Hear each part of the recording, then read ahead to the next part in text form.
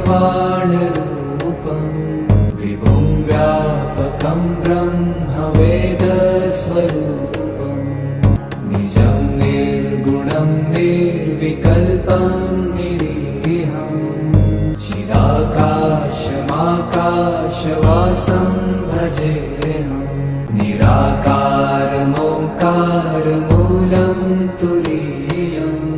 गिराज्ञानगोतीतमीशं गिरीशं करालं महाकालकालं कृपालो गुणागारसंसारपारं नतोऽहं तुषाराद्रिसङ्काशगौरं गभीरं मनोभूतकोटिप्रभाश्रीशरीरम्